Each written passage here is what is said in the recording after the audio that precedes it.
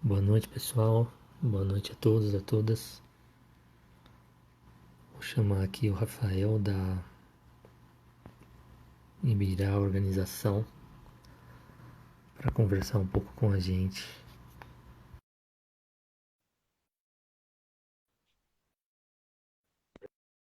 Temos um programa novo. Opa, Boa noite. E aí, Rafael, tudo bem? tá me ouvindo, Antônia? Sim, sim. Estou ouvindo, sim. Eu acho que Boa noite. tá Você um, está me ouvindo? Está me ouvindo um bem? pouquinho baixo. Tá. Deixa eu Melhorou? posicionar aqui agora o celular. Sim, sim. Boa noite a todo Como mundo. está? Como Chegando. está essa força, irmão? Tudo bem. Graças a Deus, tudo bem. Tranquilo. Tá me ouvindo melhor agora? Perfeito. Melhorou? Ah, legal. Então, muito bem. Bom, primeiro eu queria te agradecer, né, por ceder seu tempo para a gente conversar um pouco aqui, né? Esse programa de leitorado é um programa de difusão da cultura brasileira no mundo, né?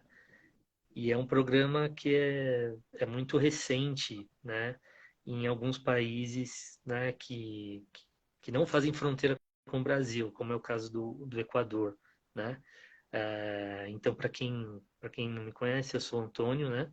E eu já fiz algumas atividades conjuntas, né? Com o Rafael, a gente tem tentado fazer essa interface, né, Rafa?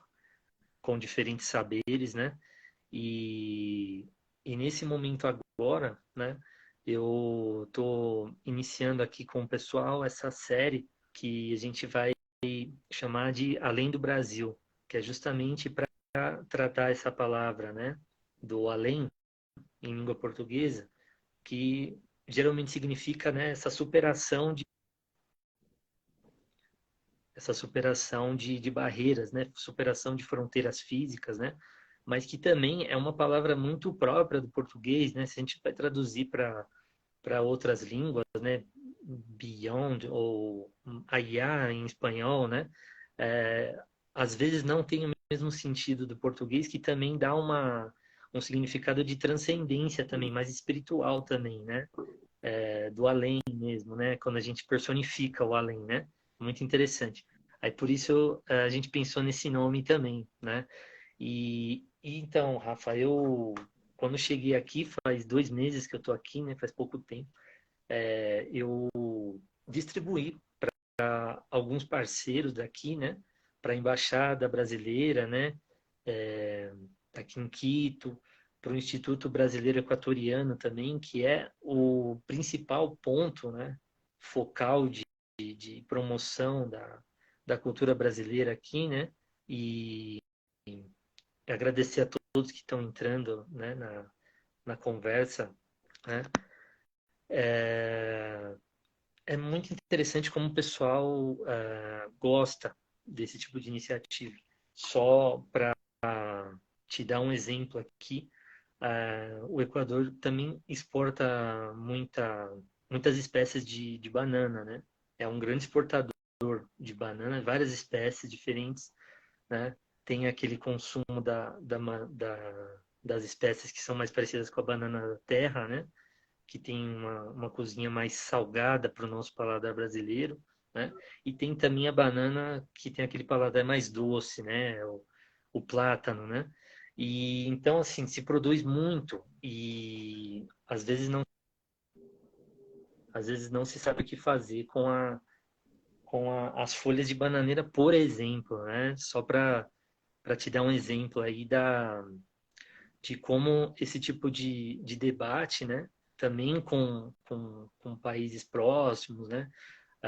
Pode ser frutífero também, né? Então, assim, queria te agradecer novamente, né? Por você poder ceder o seu tempo um pouco e queria também, assim, te dizer para ficar à vontade para falar um pouco também sobre essa sua trajetória, né? Porque quando a gente fala de superar as fronteiras, né?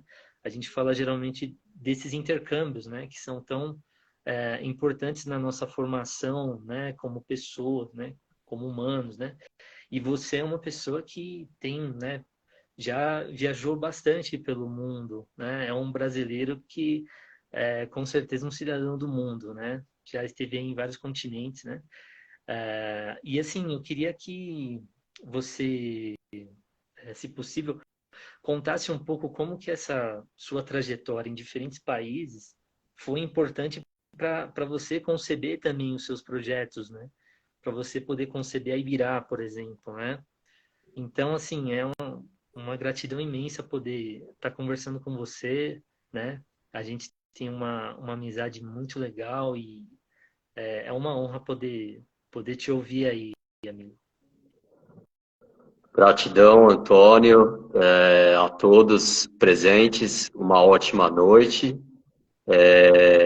ou uma boa tarde, né, ou um bom dia, porque hoje é isso, né, o mundo transcende os tempos também, né, a noção, né, cada vez vem mudando de como é o tempo.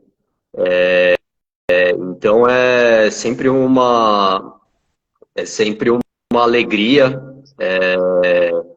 a gente conversar, né, tá se reunindo, tá, enfim,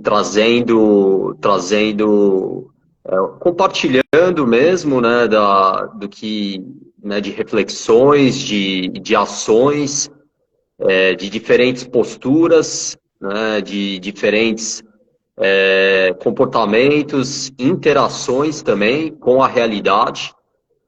Por que que eu falo isso, né? A gente pode falar muito dessas viagens, né, Antônio? Mas eu enxergo que é um processo também de internalização mesmo, né? De despertar, né? Às vezes eu me confronto com a nossa realidade também, né? Né, que existe, né, uma realidade que tende a um estado de mínima energia, né, um estado de comodidade com o que nos é dado, né, do que a gente aprende culturalmente desde o momento que a gente existe como ser humano. E aí eu vejo que o quão as pessoas acham que às vezes eu sou altruísta ou que eu sou muito bondoso ou sou muito generoso, e para mim a coisa não eu não acho isso, né? Eu não acho que, porque também a gente vai aprendendo outras coisas. Eu acho que é isso que você traz dessas vivências. A gente aprende que tem outras maneiras da gente se organizar socialmente, da gente realizar parcerias, construir com as pessoas, e também é um processo árduo, né? É um processo de dor, só que é um processo que a gente pode estar coletando, aprendendo, se beneficiando, né? Enxergando a abundância. Então, eu acho que são várias escolas, né? Que a gente aprende. Eu acho que aqui trouxe uma grande. A gente pode caminhar por vários lugares nessa conversa. É uma honra a gente poder falar com as pessoas de Quito, né, do Equador, nossos amigos, vizinhos, né, nós somos povos da floresta, somos andinos todos, né, você que é um grande estudioso da caminhada, né, antropológica do ser humano, da caminhada do ser humano pela nave Terra, né, a gente tem muito em comum, né, com o Equador. Então, eu fico muito feliz em poder receber isso, né, vindo de vocês, vindo, né, dessa força.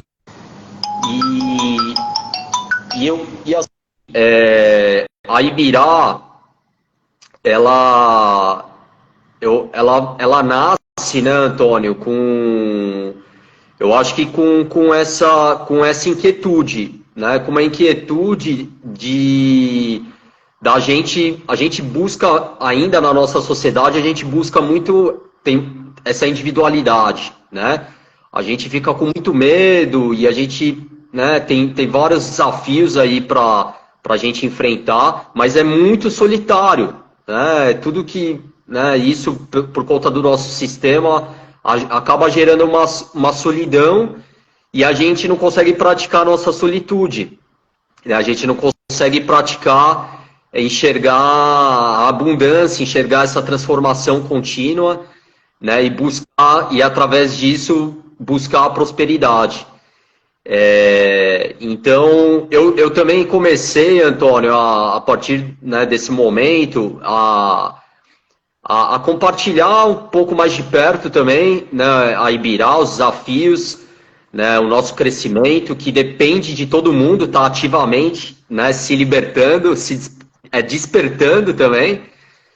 Então, assim, né, o que eu poderia falar? Eu acho que, primeiro, eu acho que é um processo de cura, né?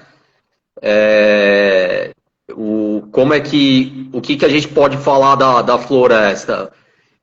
Assim, a gente pode falar como resíduo, ou como matéria-prima, ou como medicina, a gente pode falar de diversas maneiras, né? Eu acho que o que é importante é a gente encontrar um caminho, né? E são infinitos caminhos que cada um pode chegar nesse caminho, né? Nessa iluminação também. Então, o que a gente pode, né? Eu acho que sempre nasce de uma brincadeira, né? Nasce de uma provocação, de uma inquietude que existe, que a gente pode construir pontes, né? Colocar menos rótulo nas coisas, né? Eu acho que isso é engraçado, porque a ciência, a base dela é a classificação, né, eu acho que é basicamente isso, né?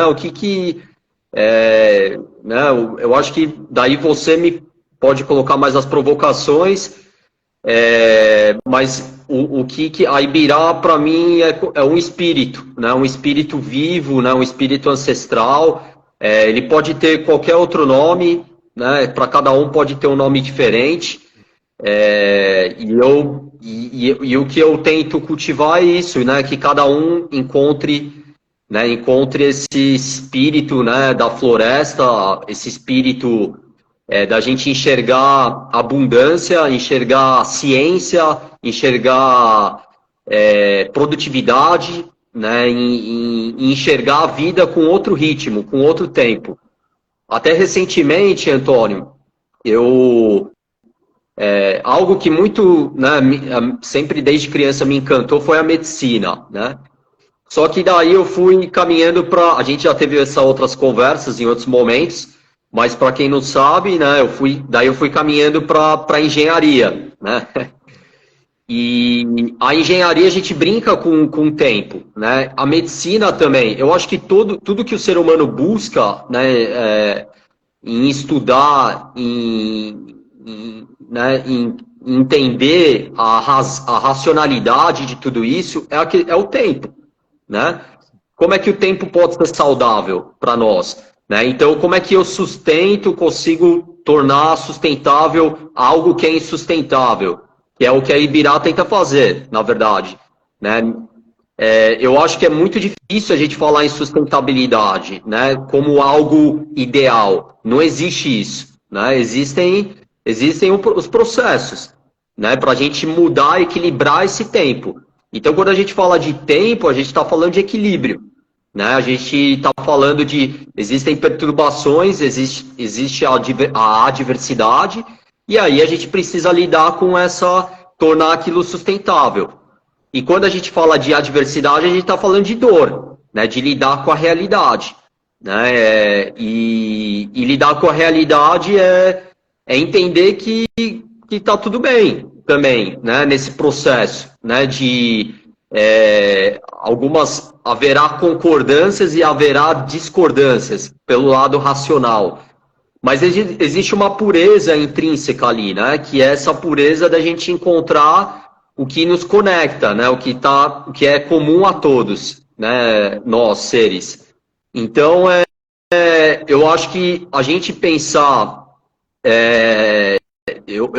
a Ibirá a gente pode pensar como uma organização, como um empreendimento que transforma, né, resíduo em produtos, né, pratos ecológicos, utensílios, tecnologias que possam, né, a vir adiante. Mas assim, ela tem que ser saudável, né? Então, ela só vai existir e continuar existindo enquanto ela for saúde, né? Se ela não for saudável, sustentável, ela pode virar uma ideia, vira uma ilusão, né? Então, ela tem que ser real. E aí a gente tem várias questões, né? Né? Como sustentar, né? Como crescer, né? Tem vários desafios aqui que a gente pode estar compartilhando, mas aí eu vou passar para você fazer, senão, né, eu encaminhar, conduzir aí. Sim, sim. Não, é muito interessante. Você coloca vários pontos, são vários pontos em comum e a gente vai buscando esses feixes, né, de continuidade, né, criando as pontes, né, como você falou, né, buscando harmonia sempre, né, como você disse. Isso é muito interessante. Inclusive, o Instituto Brasileiro Equatoriano aqui recentemente produziu um podcast justamente sobre as alternativas da medicina tradicional, né? Que é um tema que tem crescido muito aqui também, né? Então, assim, bom, com certeza a gente vai encontrar isso no mundo inteiro, né? Mas esse é um exemplo, né, de buscas recentes que as pessoas têm feito que aproximam, né, pessoas de origens muito diferentes, né, de países muito diferentes, como é o caso aqui, né? E daí o que acontece? Você falou também sobre a concepção da Ibirá, que ela poderia ter vários nomes possíveis, né? Isso é muito interessante também quando a gente começa a perceber que muito da fauna e da flora, né, que está presente no Brasil, no Equador, né, nos países da América Latina, por exemplo, estão nomeadas, né, essa fauna e flora, essas espécies, né, essa infinidade de espécies estão nomeadas em línguas, né, originárias aqui desses territórios, né, ou seja, em muitos casos, né, a língua portuguesa, por exemplo, emprestou, né, muitas palavras do tupi, por exemplo, né, no caso da Ibirá, né, e isso acontece muito aqui também com o Quechua, né, nos Andes, né, as línguas Quechua, né, o Aimara também, né, são línguas que nomeiam, né, toda essa biodiversidade daqui também, né. E isso é muito interessante, né? Porque também não existe idioma puro, na verdade, né? Os idiomas estão sempre em constante contato também, né? E assim eles vão evoluindo também, né? É interessante notar que nessa dinâmica da evolução também das línguas, né? Na dinâmica eu digo evolução, mas poderia ser simplesmente a vida, né? Da língua portuguesa, por exemplo, ela, né, o português brasileiro, né, ele se diferencia do português de Portugal justamente por conta desses contatos, né, com os idiomas daqui dos povos originários, né, da América Latina, por exemplo, e também de línguas que eram faladas por pessoas vindas da África também, e também de imigrantes também, né? Tudo isso vai compondo, né, um português que é diferente daquele português falado em Portugal, lá na origem, né? É, isso é muito interessante. Outro ponto também que eu acho interessante compartilhar com você também, Rafael, é que por mais próximos que estejamos do Equador, o que eu tenho sentido já nesse início de experiência aqui, me desculpa, às vezes trava aqui, né? Essas janelinhas aqui que abrem da nosso celular, me desculpa. Uma diferença que eu já tenho sentido aqui, Rafael, é o fato de o Equador não fazer fronteira com o Brasil. Por que eu estou fazendo esse comentário? Do ponto de vista da circulação de mercadorias, né? Circulação de bens, até de serviços também, né? Do Brasil para o Equador, já existe um pouquinho mais de dificuldade se a gente comparar com a Colômbia, por exemplo, que é um outro país que eu vivi também e que faz fronteira com o Brasil, né? E ali era muito mais fácil, talvez pela presença ali, né, da fronteira física, né? Poder, né, perceber ali a existência de vários produtos, por exemplo, que eram produzidos no Brasil, né? Mesmo no supermercado, assim, você encontrava muita coisa. A gente também pode discutir a qualidade desses produtos, né? Que chegam, né? Por via dessa existência da fronteira geográfica ali, né? Dos países, né? Mas parece que sim, parece que isso faz diferença, né? Porque quando não existe a fronteira geográfica, alguns problemas também não existem, né? Alguns problemas também entre os países não existem. Então isso pode ser bom e pode ser ruim também, né? Mas é muito interessante que existem outras continuidades entre o Brasil e o Equador que realmente transcendem a ideia de fronteira física, de fronteira geográfica, política entre países, que é o caso da Amazônia, por exemplo, né?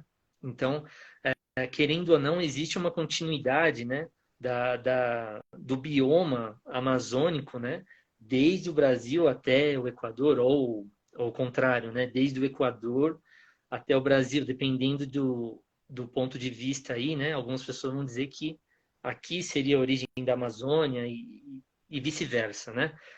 Mas eu acho muito interessante isso, né, porque da mesma forma que a presença da fronteira, a presença da fronteira política, né? Ela pode facilitar, ela também pode criar outros problemas, né? Enfim, então eu acho que essa relação do Brasil com o Equador, ela ainda também tem muito a ser construído ainda, né? Eu não sei o que você acha sobre isso, né? Sobre, por exemplo, a circulação de produtos, por exemplo, da Ibirá, né? Para países vizinhos, se vocês já têm essa experiência, como que vocês têm pensado nesse sentido, né? Enfim, fica à vontade. E são muitos temas, né? Como você falou, né? Ó, vamos lá. A grande questão da sustentabilidade. Hoje, se a gente pensar geopoliticamente ou numa economia de globalização, a gente sempre vai buscar onde a lei da oferta e da procura, né? Essa é o fundamento, a essência do capitalismo, né? Do capital, não só como o capital como algo natural, né? Ele é mercantil, ele é feito da troca, do escambo, ele é feito né, aí, enfim, entram várias outras reflexões, né, sobre o que é o capital, né? Existem infinitas maneiras, né, de outras formas de viver nessa relação material, né? Agora, a grande questão da sustentabilidade, Antônio, eu não vejo, né? Existem, claro, desafios, por exemplo, para exportar para a Alemanha, por exemplo. Existem uma questão de certificação, existem, né, procedimentos e mecanismos que a sociedade ela foi criando por conta para preservar, né, culturas, soberanias, preservar economias, enfim.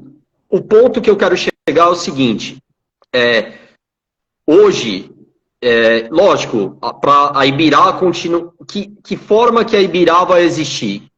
Como é que a Ibirá? Eu vejo assim, o grande desafio é eu conseguir que o meu vizinho consuma os pratos da Ibirá. Né? Eu digo aqui, meu vizinho, literalmente, né? A ideia da comunidade, né? Assim, a pessoa do bairro, né? Por que que eu consigo, né? Eu vendo, né, para São Paulo, para a Alemanha, mas não consigo que o meu vizinho, né? O cara que tem uma borracharia, ou a pessoa que é um agricultor, ela não consegue consumir o prato. Tá? Então, eu acho que a grande falha, eu acho que a grande questão do nosso sistema é essa, né? Como é que eu posso... E aí, isso é sustentabilidade, né? Sustentabilidade, eu quero chegar em Quito andando, né? Eu quero que os pratos cheguem em Quito, né? Eles cheguem pelas pessoas, através das pessoas, né? Para que atravesse as pessoas, né? Então, assim, esse é um grande desafio. Como uma pessoa que tem uma baixa renda possa se beneficiar de um produto ecológico, sendo que ela é a maior fonte de ecologia, né? Ela é a base da abundância, né? E, no entanto, ela também ela não enxerga isso, e também o sistema talvez não permite que ela enxergue isso, né? Então, assim, é muito mais ecológico a gente comercializar e as pessoas no entorno da onde é produzido consumirem, do que as pessoas, né, em distâncias maiores, né? Então, assim, e aí esse é o grande desafio, né? Então, a gente precisa construir parcerias, com certeza, né? Entre a Alemanha e Quito. Quito é isso. A gente precisa enxergar aquilo que é o impossível, né? Ele parece... A gente consegue... a globalização ela é insustentável nesse sentido, porque o alemão ele pode pagar por um produto que é sustentável, mas ao mesmo tempo que ele está pagando por um produto que é sustentável, ele está insustentabilizando toda uma cadeia, né? Então, eu estou citando o alemão, poderia ser outros povos, né? Enfim, e é isso que acontece, né? É isso que a gente precisa mudar, é essa realidade. Então, a sustentabilidade, a gente precisa pensar muito mais a fundo, né, do que se trata ela de fato, né? Ela não se trata em elitizar mais, né? Eu não quero que poucas pessoas se beneficiem disso. Não, eu quero que muitas pessoas se beneficiem. Não só as pessoas, mas que as pessoas entendam que outros seres se beneficiam disso também, né? E que tudo se beneficia, né? Então, a gente não pode pensar um sistema voltado só para o ser humano, né? E aí a gente tem... É isso... A Ibirá, ela precisa atender, né? Hoje ela produz em Rio Grande da Serra, né? Aos redores de São Paulo, né? É um lugar, pessoas, né, mais de baixa renda que habitam, que moram aqui, né? Vivem aqui.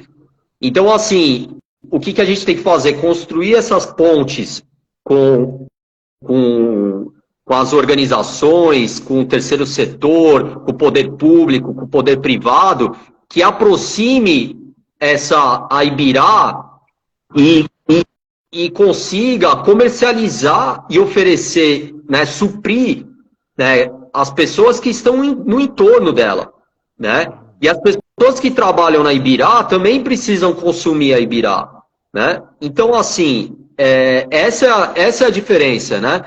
Do mundo que é sustentável, não é o consumidor, né? Não é o consumidor, o produtor tem que ser o consumidor, né?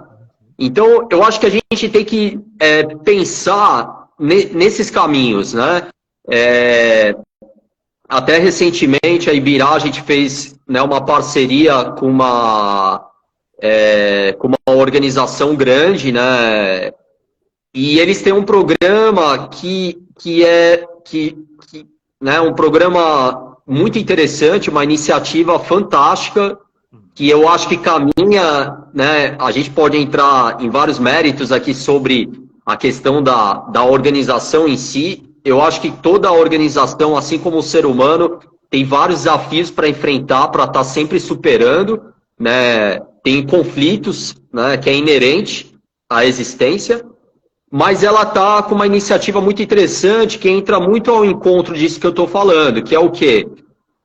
Fortalecer os pequenos, né, produtores locais e com a potência que ela tem, né, de suprir um mercado, né, de suprir uma lógica que já está mais estabilizada, enraizada na nossa sociedade, ela consegue que esses produtos, os pequenos produtores, cheguem para quem, né, viabilizem, né, o viável, né, de caminho. Cheguem às pessoas que estão no entorno desse produtor.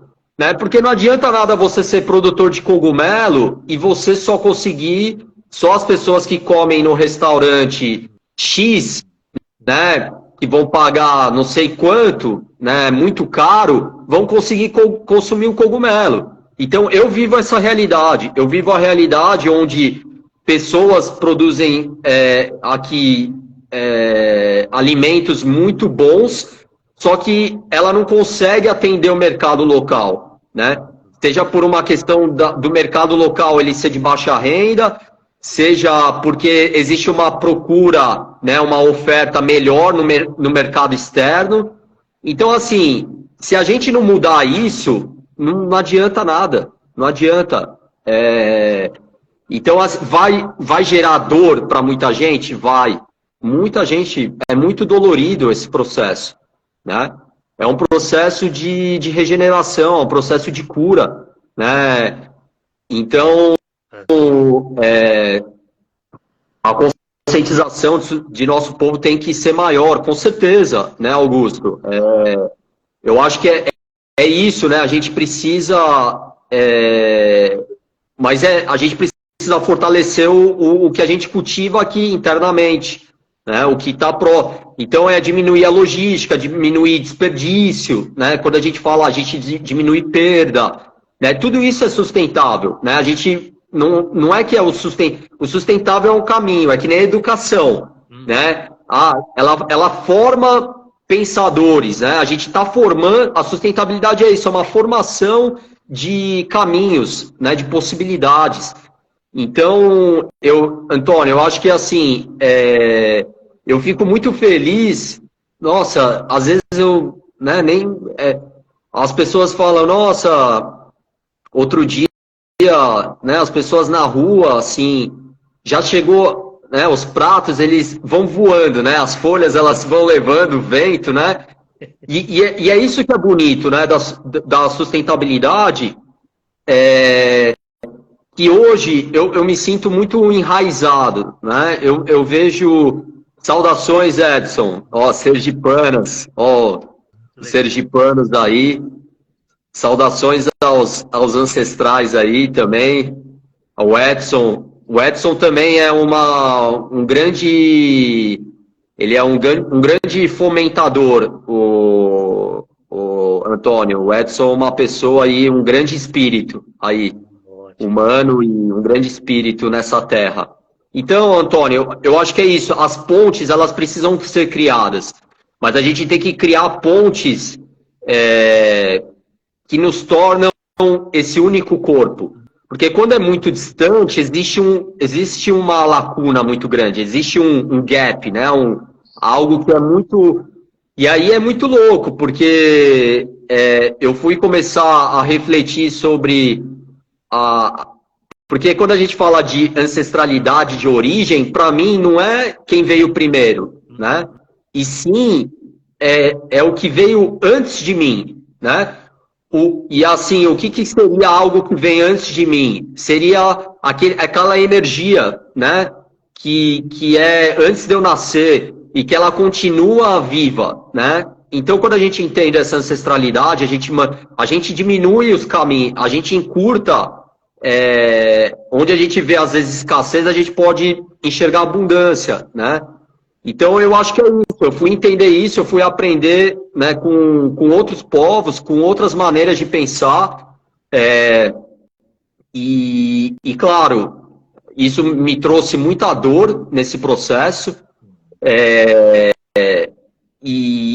Mas essa dor, ela não é infinita, né? Essa dor, ela dói e é isso. A gente trabalha essa dor para transformar isso em outra realidade. Então, quando a gente fala de medicina, né, quando a gente está falando de cura, a gente está falando de uma farmácia, a gente está falando de consumir coisas, materiais que são carregadas de energia, e essas coisas que são carregadas de energia, quando a gente interage com elas, a gente também consome a energia delas, né? Porque a gente está vibrando, a gente está ressoando na natureza, né? Então, é importante quando a gente enxerga essa potência, porque aí a gente supera o que é impossível, né? E às vezes a gente coloca mais energia em distâncias longas, porque a gente prefere projetar, né, prefere projetar projeções, olha que engraçado isso, mas a gente prefere construir projeções do que lidar com a realidade, né, que é isso que eu falei. Eu gostaria de atender as pessoas da comunidade onde eu vivo, né? De alguma forma, elas poderem, dentro do sistema que a gente vive, elas conseguirem se beneficiar, né, daquilo que é ecológico. Porque onde eu vivo, infelizmente as pessoas, outro dia, uma mulher, ela parou o carro dela em frente aqui, né, em casa, tudo, né? Para quem não sabe, outra questão da sustentabilidade. Eu moro onde eu produzo, né?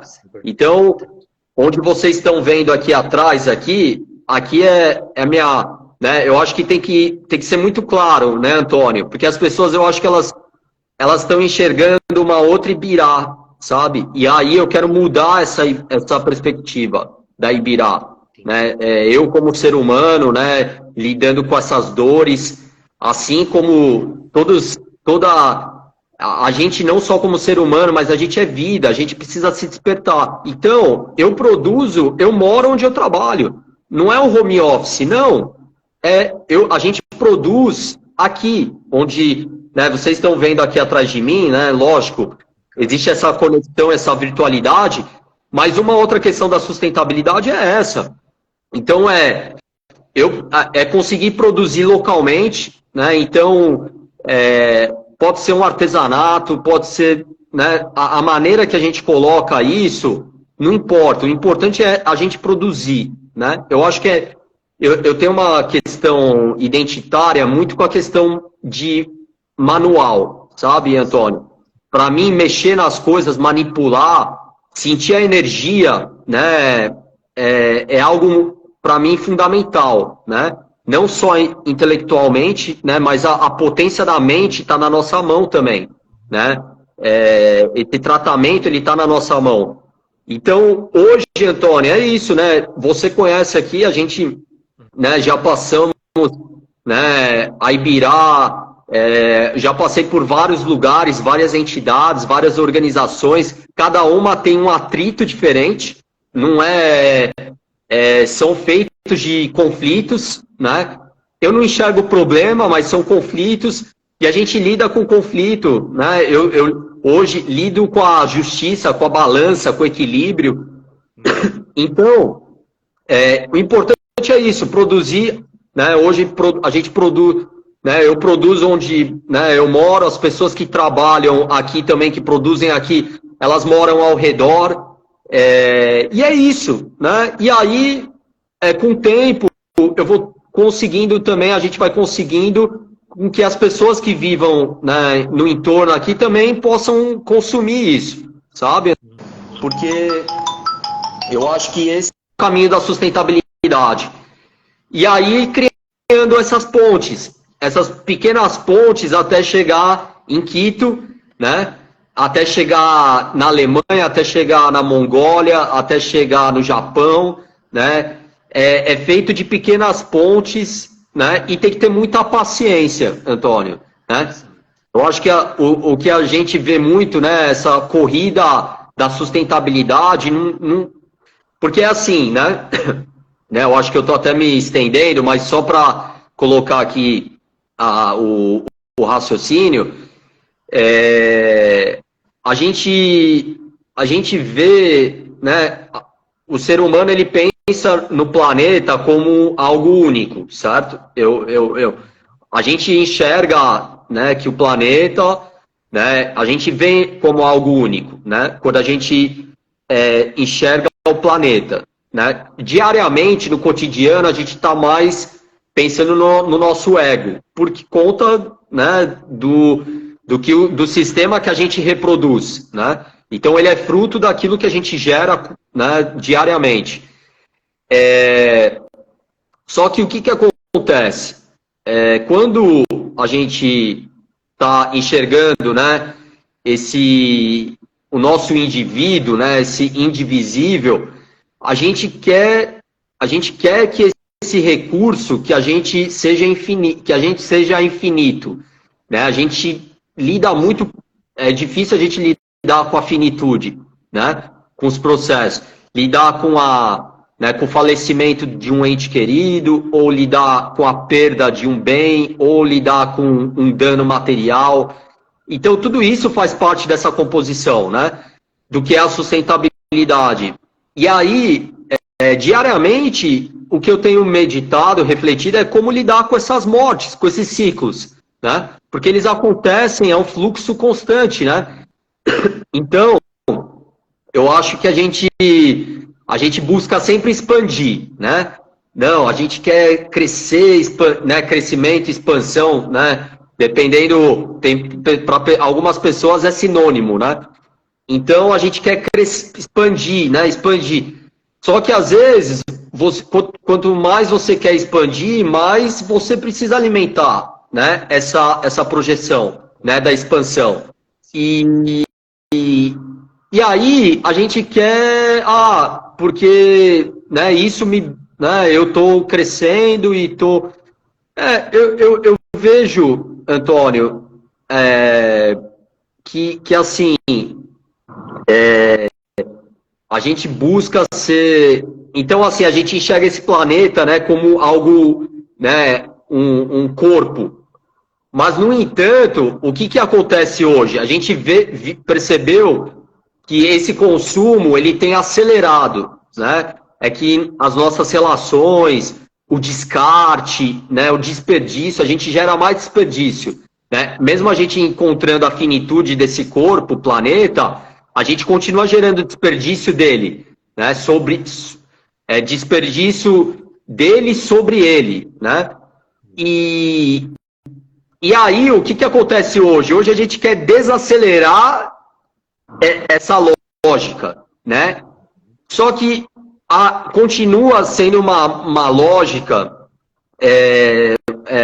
monopolizada, uma lógica monocromática da coisa, monocultural dela, né? Que é pegar o sistema, agora a gente precisa desacelerar o sistema, né? A gente precisa tornar ele sustentável. Só que daí o que acontece? A gente não está enxergando que a sustentabilidade dele depende da diversidade dos caminhos, né? E não pegar uma massa falida, né? E desacelerar ela, mudar o ritmo dela. Vai demandar muita energia para você mudar a inércia dela, né? A gente está vagando no cosmos nesse momento. Então, assim, a gente precisa encontrar o que está oculto, né? Então, a gente precisa encontrar esses espíritos, cultivá-los, né? Cultuá-los e deixar eles germinarem. Lógico, a questão do equilíbrio, né? Existe muito algo, né? Todo mundo tem esse espírito, né? Só que a gente precisa encontrar o caminho que é o caminho do diálogo. Então eu acho que a gente precisa encontrar essas pequenas pontes, sabe? Essas coisas que estão nascendo, né? E enxergar nelas a potência, ao invés de pegar uma massa que é a massa global, que é e pegar ela e tentar desacelerar ela, né? Então, eu acho que eu acho que hoje o grande movimento que tem acontecido é isso, né? Lógico, tem algumas outras políticas, aí a gente pode falar de outras ações que buscam a diversidade. Mas eu acho que tem pouco desconhecimento dentro do conceito que a gente tem hoje, como ciência, né, das coisas, ainda a gente vai entrar no que Foucault chama de né, o Einstein e outros, a gente vai entrar na loucura, na insanidade, né? Sim. Porque as pessoas que têm, muitos que têm não querem ceder, né? Eles querem diminuir, mas querem continuar tendo o bem-estar deles, querem continuar tendo a comodidade deles, eles usufruem desse sistema, né? Então, é isso, né? Então, com certeza, a gente tem que buscar construir essa ponte com Quito, com o Equador, mas eu quero que o padeiro, né, a pessoa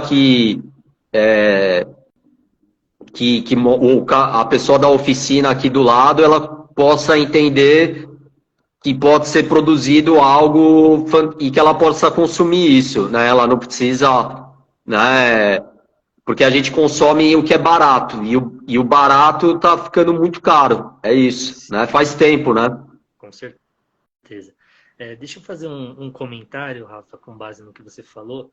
É muito importante essa problematização, né? Que tem esse desejo de expansão, crescimento. Algumas pessoas acham que isso é a mesma coisa, né? Que crescimento é igual a expansão, né? Como você disse, né?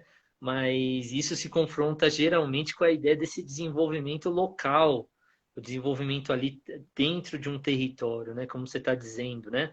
Essa seria a sustentabilidade talvez mais funcional para todo mundo, né? Você está ali consumindo coisas do seu vizinho, né? Porque também são relações respeitosas também, né? Com os vizinhos, né? Pensar também que as relações comerciais podem ser mais respeitosas, né? Eu achei muito interessante você falar dessa ideia do vizinho também por isso, né?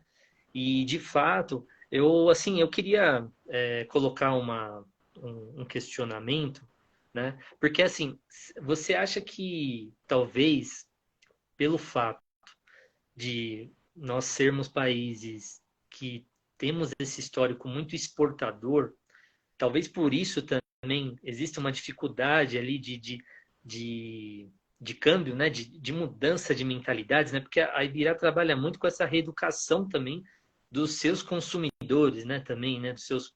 Dos seus parceiros, né? A Ibirá acaba tendo que reeducar mesmo, né? Por uma necessidade, né? De transformação mesmo dessas relações, né? Comerciais, dessas relações humanas, né? Enfim, e eu pergunto isso, né? Porque justamente por exemplo, desculpa, às vezes trava aí, né? Eu digo isso porque, por exemplo, o Jorge Amado, que é um dos escritores mais exportados, né, do Brasil, né? Ele é um escritor que ele se debruçou muito sobre esse tema também dos ciclos extrativistas também. Ele tem um livro chamado Cacau, que não é um dos mais conhecidos dele, né? Mas que, né, se debruçou justamente sobre essa lógica também extrativista, né? E é muito interessante isso, porque a maioria dos países, né, da América Latina tem esse histórico extrativista, né? Que, ao mesmo tempo que olha para fora e tenta despejar, né, um monte de produto para fora do seu próprio território, às vezes deixa de valorizar também, né, esse próprio território, deixa de valorizar, né, o que está perto, né, o vizinho ali que está do ladinho, né? Então, assim, você acha que tem uma questão de mentalidade, né, de hábitos que precisa mudar nesse sentido também? Com certeza, né, Antônio. A gente, a gente, a gente tem muito, a gente se julga, né? É, A gente julga os outros. né? E aí a gente não consegue passar adiante, né? Daí, o que eu quero dizer? Hoje, por exemplo, a gente tem existe uma globalização, a globalização, ela é um modo de vida. Quando eu falo em globalização, a gente não está falando na economia somente, né? A gente está falando de relações políticas, sociais, econômicas. Ela é um modo de vida, a globalização. Então, eu vejo como um grande desafio, né? Eu vejo como um grande desafio, porque o que acontece? A gente foi e esse modo econômico, ele é muito antigo, né? Aí, claro, os geógrafos, eles podem, né, perdão até pela minha ignorância, mas eu vejo como algo muito antigo, né? Da Babilônia, né? Eu vejo como algo assim, né? O Império Romano, porque a globalização, ela nasce com uma ideia absoluta do controle do tempo, certo? Então, enquanto a gente que nem eu vou até mostrar um amuleto aqui, né? Eu acho que as pessoas conhecem, né? É uma ampulheta, né? Para quem não conhece. O que acontece? As pessoas, quando elas se deparam com esse, né, instrumento, a primeira coisa que elas tentam fazer, elas cronometram, elas querem saber a relação disso com a relação do tempo globalizado, né? E a gente faz isso com tudo, né? Ela quer saber quanto tempo leva para a areia, né, chegar e daqui até aqui, né? E aí, ao invés dela ela refletir sobre o processo, ela está refletindo sobre o resultado. Ela quer quantificar, né? E para quem não sabe, eu também, né, eu trabalho eu estudo, né, dinâmica, modelagem, né, dinâmica dos corpos, né? Eu trabalho com matemática, tudo, mas eu acho isso são artifícios da mente, né? Mas o que eu quero dizer é isso. Então, esse modo de vida globalizado, que é uma ideia de monocultural, ele fala assim, ó, você tem que caminhar dessa forma, né? Se você não caminhar dessa forma, você não faz parte, né? E para ele é importante que tenha a exclusão, porque a exclusão gera exploração e domínio, né? Então, aqui sempre foi explorado, né? A gente sempre, e continua sendo. Por exemplo, eu vejo que essa questão do ESG, bioeconomia, tal, para mim, eu vejo como uma exploração, né? Porque a gente pode, né, a esperança tem que ter um pouco de cuidado para ela caminhar em equilíbrio, né, e não virar uma exploração, né? Então, porque assim, a esperança do mundo não pode ser a Amazônia, né? A esperança do mundo tem que ser qualquer lugar, né? Então, vamos reflorestar, né? Vamos reflorestar Paris, né? Não sei. Vamos mudar. E eu sei que está sendo feito isso, né? Não sei, mas eu sinto, né? Eu sei pelo desconhecido, né? Às vezes eu não sei o que está sendo feito, mas eu sinto que está, né? Porque a gente não faz as coisas sozinhos, ninguém inventa nada, né? Eu não inventei os pratos de folha, né? Nem quero ter inventado nada disso, né? Eu acho que a gente não inventa nada, a natureza, a gente descobre ela, porque ela quer também mostrar pra gente qual que é o caminho que é saudável, né? Então, assim, eu acho que tem isso. Então, a gente sempre foi extrativista, a gente sempre foi explorador, né? Eu fui educado, né? Eu cresci no meio urbano, apesar de ser, né, nativo da floresta, né, de uma floresta que sempre esteve em mim, mas eu nunca despertei para enxergar ela, eu sempre me falaram que eu tinha que competir, que eu tinha que me defender, e a gente nunca soube do que se defender, né? A gente nunca sabe do que. Então, assim, e aí a gente cria. Esse modo de vida globalizado, ele cria o explorador, né? É isso, né? Eu fui educado para ser um explorador, para ser um descobridor, ser um descobridor, né, de mundos. É um inovador, né? E eu não sou isso, sabe?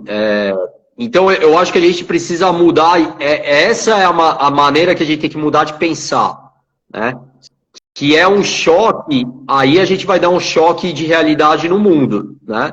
Porque senão eu acho importante, claro, né? A gente tem que construir as pontes, né, Antônio? Culturais, etc. Mas a gente tem que tem que ser o que a gente é, na verdade, né? Então é deixar de ser explorador, né? Ser explorado e deixar de... Porque a gente se explora, na verdade, né? E a gente faz isso todo dia, diariamente, e é isso que acontece, né? E a gente acha que viver 80 anos, 100 anos, maravilha, vivi bastante tempo, né? Constituir família, conseguir me reproduzir, né? Reprocriar, não é nem reproduzir, me reprocriei, né? Né? Então meu objetivo de vida é esse e tal, e aí a gente não consegue, né? Porque a gente vai enxergando a finitude conforme ela vai passando, né? E a gente fala, e o que eu fiz da vida? E a gente não enxerga a presença dela, né? Então, esse beyond, né? Além, né? Que você trouxe, né? No começo, eu acho que é isso que a gente tem que estar refletindo sobre a sustentabilidade. Cada um faz o que pode também, né? Sim. Cada um faz o seu melhor, né? Por exemplo, hoje, uma coisa da Ibirá para ser sustentável, uma coisa que eu acabo tendo que consumir, eu diminuo o consumo, né? Mas eu acabo consumindo coisas que eu não gostaria de consumir, né? Por que aí que é a grande questão, né? Por que você consome algo, né, que você não gostaria de estar consumindo? Porque daí existe um outro lado que é a luta, né? E às vezes você precisa consumir certas ferramentas para você continuar alimentando outras, né, que trazem um outro benefício, né? Então, só que a gente tem que estar saudável nesse processo, não pode estar se julgando, se martirizando, se adoecendo, né?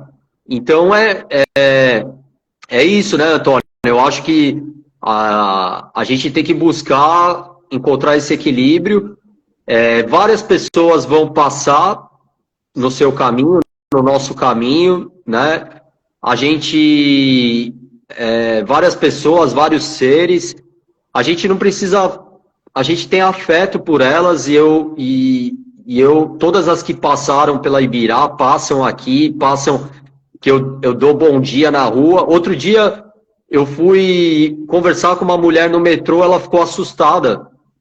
Eu acho que as pessoas não estão, ela ficou assustada porque eu entendo o lado dela, mas ela achou que eu fosse assediar ela, né? Alguma coisa desse tipo, sendo que eu fui conversar com ela, né? De como as pessoas, conversar mesmo, né?